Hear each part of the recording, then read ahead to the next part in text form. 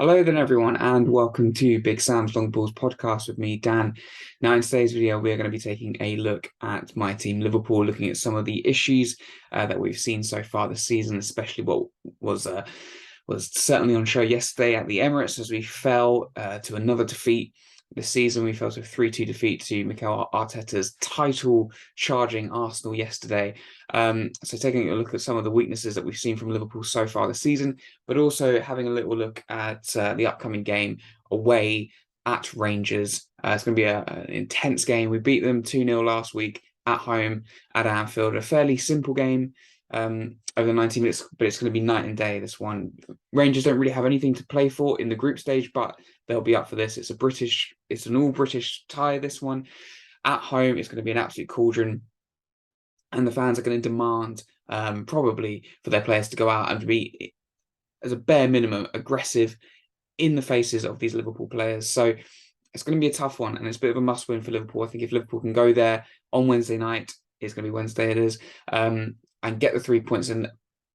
And if Napoli can beat Ajax or get a decent result against Ajax, then you kind of feel as a Liverpool fan that we're nearly there. We're nearly sort of into the knockout stages, which will be a massive relief considering how disastrous the Premier League has been and how disastrous the Champions League started this season. But as always, interaction is the name of the game on this channel, well, on any channel really, but especially for us, we'd love to absolutely hear some of your thoughts. So Liverpool fans, get involved in the comment section down below. Also, rival fans or just neutral fans, if you've got anything constructive to say about this club or what you're seeing as a neutral about the players' performances, about Jurgen Klopp, whatever it is that's in your mind about Liverpool, let us know in the comment section down below.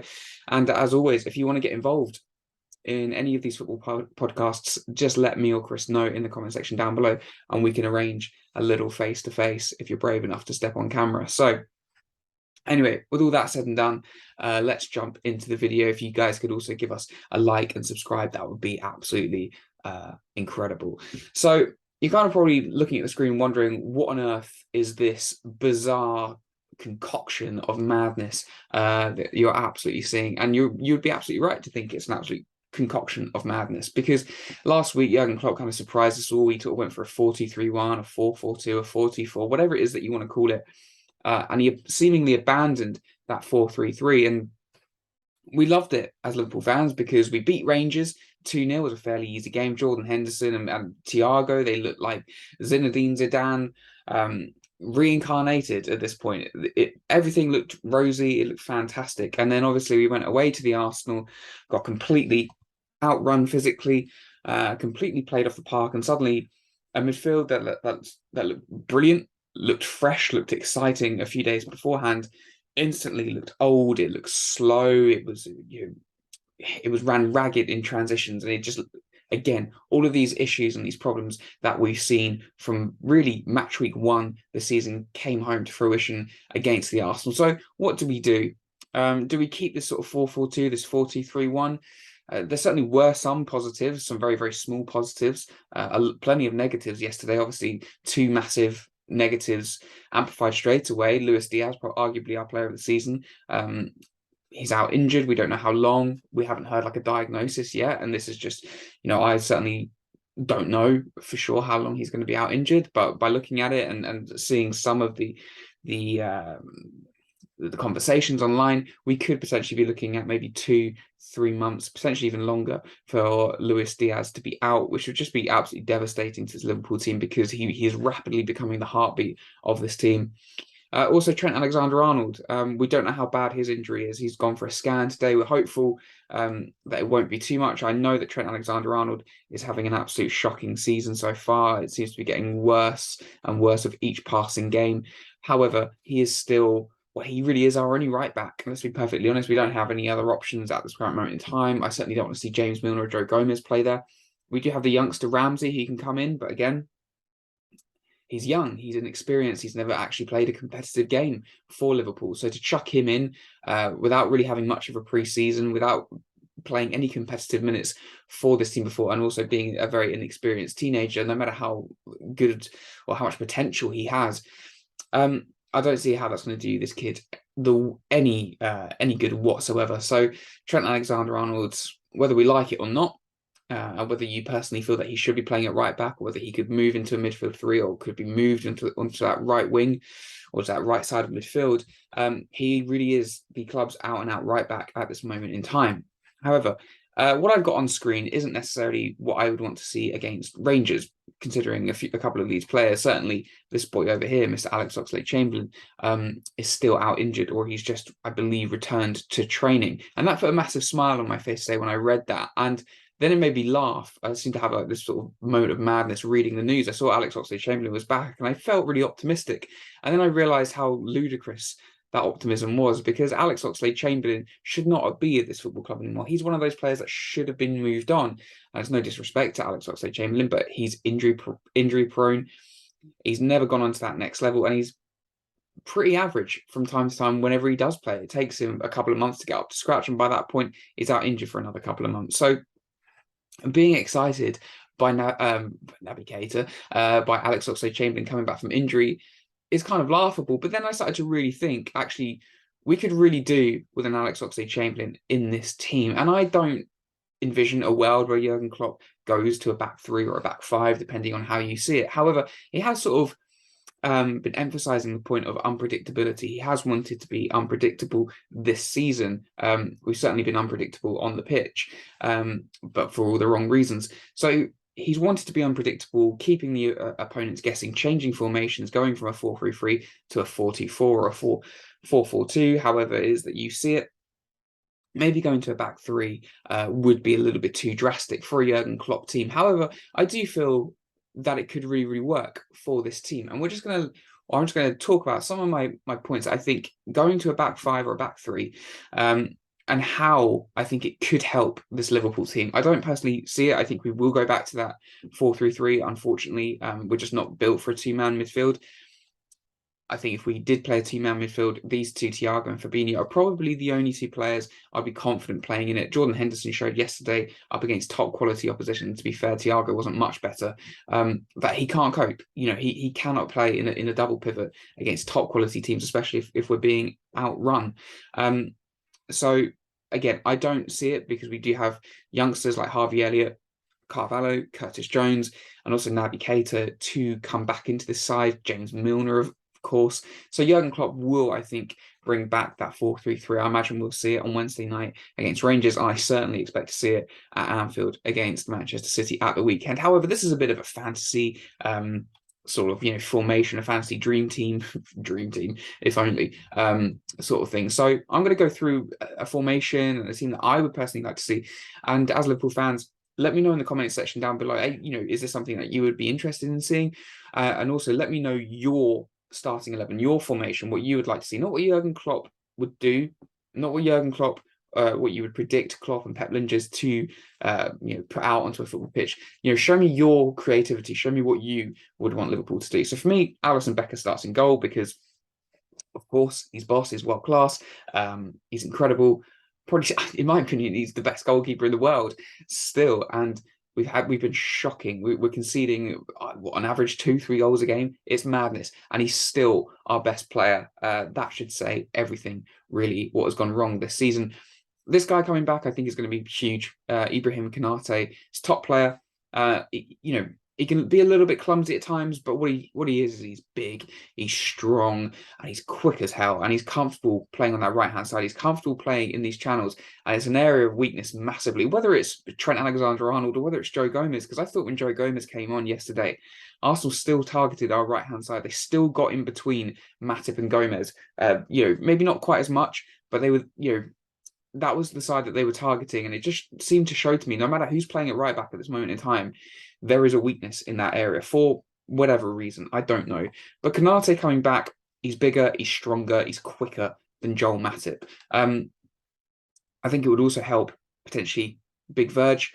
He is still our number one centre-back, at least on paper, but this season he's had an absolute shocker. And with each passing game, I feel like he's getting worse and worse and worse. I don't know what's happening with him. I really, really don't. He plays a very similar formation where he certainly plays in the back three for Holland, although he would play through the middle for the Netherlands.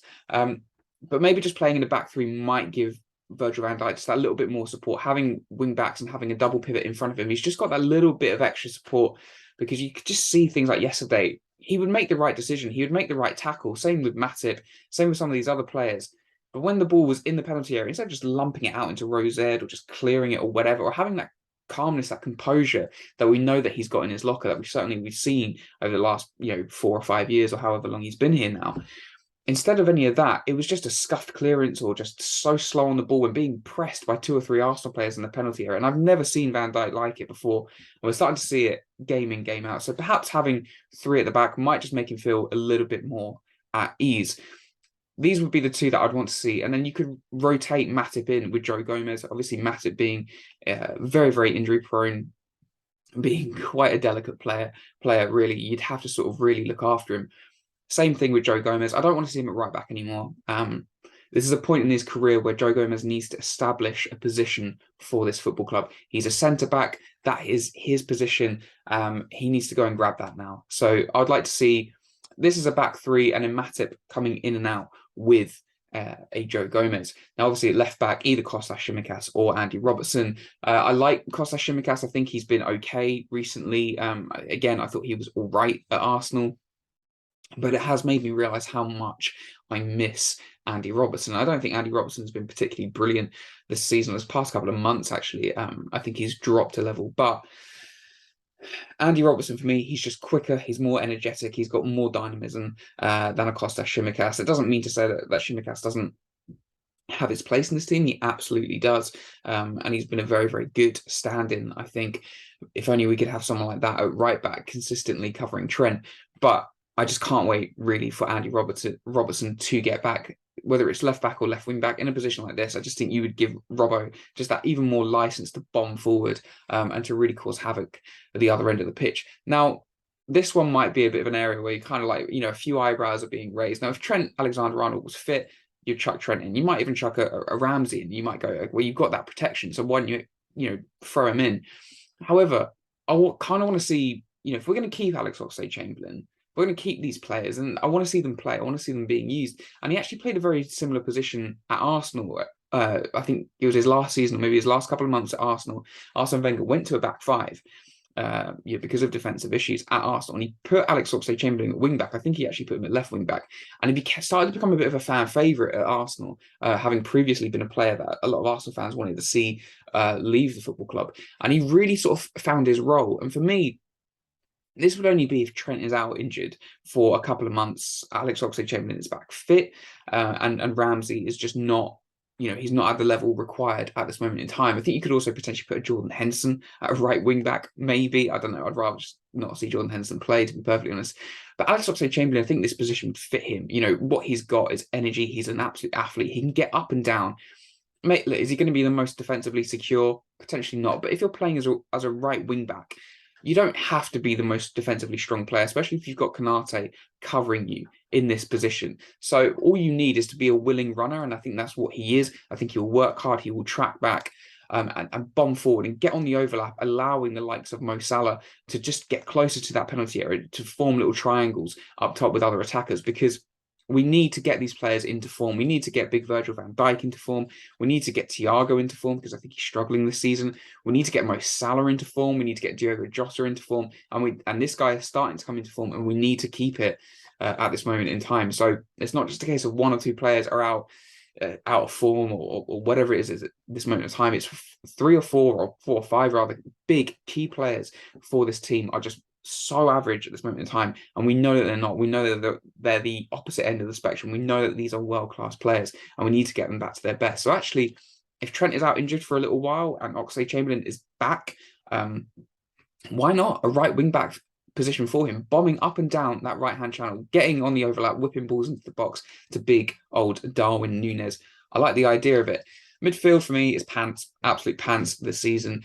These 2, when everyone's fit, would be my double pivot. If these 2 weren't fit, you'd have to completely change the formation, because I don't think, maybe you could chuck Jordan Henderson in. That would be about it. You couldn't chuck a James Milner in a double pivot. You couldn't put Harvey Elliott, Carvalho, or Curtis Jones in this position. So again, another reason why Jurgen Klopp would not do something like this. But if everyone's fit, these 2 for me is a double pivot, and it might work with wing backs and with a back 3. It might mean that in these transitions, these guys aren't getting completely lost. And you might just have to say to Thiago, stop getting up the pitch too much. If we want to press these three and your wing backs, and you say to Thiago and Fabinho, you just sit, you just hold these positions, and you've got the three centre backs behind. Because, I know Van Dijk isn't performing it at this moment in time, but at his best, he's world class and he's rapid, and so is this guy. He's a monster at tracking back. Maybe not so much Joel Matip, but if you had Joe Gomez in there, that's just additional pace. So in those transitions, you would just say to these two midfielders, just hold your ground, stay as a double pivot, let these three and your wing backs go and press the ball. And if you lose the ball, these three will track back. In terms of attack, on form, Mo Salah shouldn't be playing right now. He's bang out of form. He's arguably been out of form for the last 10 or so months, really. It is a huge concern for us as a football club, because he is still probably our best attacker. He's still arguably our best player, really. So to get Liverpool up and running, to get them firing, to get them to a point where we can win 3 or potentially 4 games on the bounce, which is what we need, we have to get him into form. And if we can do that, if we can start winning 3-4 games in a row, then we'll jump up this league table. I don't think you have to be the best team in the world to finish top 4. I really, really don't. To win the title, you do, because Man City are incredible, and I fully expect them to win it. But that 4th position, as unlikely as it is right now, and if we keep playing the way that we're playing, it will be Europa League at absolute best. Even Europa League isn't a given for this Liverpool team. But if we can get Mo Salah in these positions where he's scoring regularly again, and he's playing with that confidence, and he becomes our best player, and we start to put 2, 3, 4 wins on the bounce, we will jump up that league table at that moment in time, because I don't know if there are too many other teams who can put on a consistent run of games. Whoever does will finish in that top 4. But by doing this, I think you say to an Alex Oxlade-Chamberlain or a Trent, if he's fit, just get up and down that right wing, and just allows Mo Salah just to get closer to your striker. It could be Darwin Núñez, you could put Jota up there, or you could put, obviously, big Bobby Firmino, who really has been our best attacker so far this season. Just get him closer to goal, get him in these areas, just get him finding the back of the net again. That's what Mo Salah needs to do. Also, Diogo Jota, I think, has been decent the last couple of games that he's come back in. Obviously, didn't have a pre-season, struggled on international duty with things like fatigue, and I think we're seeing that at this moment in time. Once it gets to 65, 70 minutes, you see a real drop-off with Jota, which, it's understandable. He did miss pre-season. He's catching up with fitness, and there's been a lot to like about Diogo Jota. Really good link-up play with Darwin Núñez. I think Mo Salah actually plays better when Darwin Núñez is on the pitch, when Diogo Jota is on the pitch. So, he's been finding these good relationships with players. He just needs to start finding the back of the net now consistently, like Mo Salah. But I'm a little bit more confident about Diogo Jota than I am about Mo. I don't think it'll be too long until Diogo starts scoring on a regular basis. And then you've got to give Darwin Núñez a run of games at this moment in time. I thought he was really, really good against Rangers. I thought he was excellent against Arsenal. Certainly in that first half, him and Luis Diaz, they were causing real problems for Arsenal. We've seen Arsenal, defensively, they've been very, very strong this season. Obviously, Saliba more so than Gabriel, but Darwin Núñez targeted Gabriel throughout that first half, and he caused him so many problems. He just needs to learn to stay on side. If he can do, then maybe he can catch up with Erling Haaland.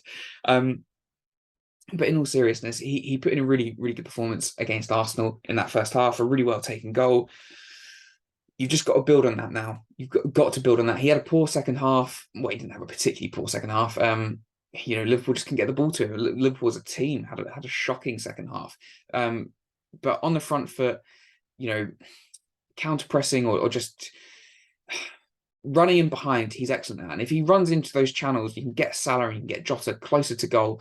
Even if Darwin Núñez isn't scoring, game after game after game after game, just build up that connection. And, he scored at the weekend, a couple of good performances. Let's build on that. And we've seen, maybe it's the early stages of the season, whatever it was.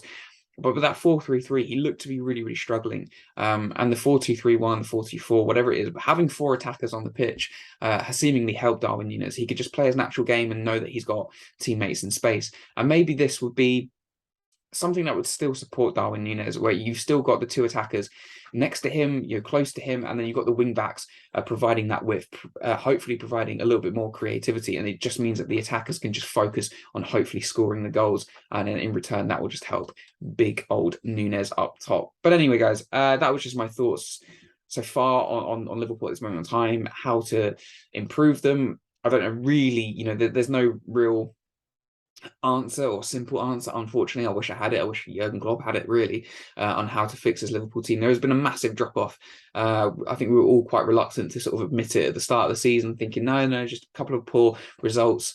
You're just waiting for players to come back from injury. Now I think 8 or 9 games into the Premier League season, this will be the 4th game in Europe. It's a real drop off at this moment in time. I think to make Liverpool get back to where they were a couple of years ago, it's not about tactics. It's not about what we can do on the pitch. It's about off the pitch. The recruitment has to be better. We have to be more ruthless. FSG have to dip into that transfer kitty. They have to back Jurgen Klopp massively. Hearing reports that we're going to go target a midfielder this January. Look, we've heard it all before, haven't we? We've heard it every single year. We're going to go and target this guy, go and get that guy. It never happens. If Liverpool want Jude Bellingham, go get Jude Bellingham, because Real Madrid are sniffing, and if Real Madrid want him, they'll probably get him. So, and also Chelsea want him, and we know that under Todd Bowley's ownership, they're going to splash that cash, on anyone that they want. So Liverpool, if they're not going to splash the cash on Jude Bellingham, they've got to be smart. And we're not doing either. We're not spending big, particularly. I know we went big on Darwin Núñez, but there was also other circumstances with that. We sold Mane, we lost other players, and so on and so on. It's a case of always replacing players. And an argument could be made that we didn't even really replace it. We didn't really replace people this transfer window or over the summer. So it's always a case of replace at best and never improve upon. And if you want to compete with Manchester City, if you want to compete with this Arsenal team at this moment in time, because they have spent a lot of money, Chelsea, Manchester United, you're going to be looking at Newcastle over the next few years, whether FSG like it or not, they have to spend. They have to spend money, and we're not spending big, and we're also not doing what we used to be doing, where we were signing doing these clever transfers, in the market, a 25 million here, a 30 million there, whatever. But on players that maybe other teams have thought, oh no, we won't take a risk on him, but we got it spot on. We're not doing anything in the transfer market at this moment in time. So for Liverpool to get back to that level that we were a few years ago, that is outside of what we're seeing on the pitch. It has to be transfer market, it has to be Jurgen Klopp and the rest of his coaches and these players being backed. They deserve to be. They need support. However, we can play better than what we've seen so far. This is just a little bit of a fantasy sort of formation on how I think Liverpool could get just some results up and running, maybe a few better performances, maybe getting some goals back into the pitch or into the team rather, and also help us stop conceding so many silly goals. So for me, I'd like to see a back five. Bring in big old Kanate at the back. I think it would help those sort of counterattacks massively with that pace that he's got. And if Trent Alexander-Arnold is out with a long-term injury, or if he needs to come out of the team because confidence issues or lack of form or whatever it is, if Alex Oxlade-Chamberlain is back fit, chuck him in that right wing back position. Why not? I think it absolutely suits him down to the ground. But anyway, guys, before I start absolutely waffling, I'm going to bring this video to an end. I really hope you enjoyed the video. If you did, give it a like. That would be amazing. Subscribe. It really, really does help us. It's always nice to see this really small channel just getting just a few more little followers each sort of couple of weeks, which is just really nice. So thank you to everyone who has subscribed and has supported the channel so far. I fully appreciate it, and so does Chris. But yeah, comment down below, guys. Let me know your thoughts, because things can only get better, right? Surely, although Man City is on the horizon, so maybe not. But anyway, let me know your thoughts in the comments down below, guys. Give us a like, give us a subscription, and we'll see you very, very soon. So thank you so much for watching.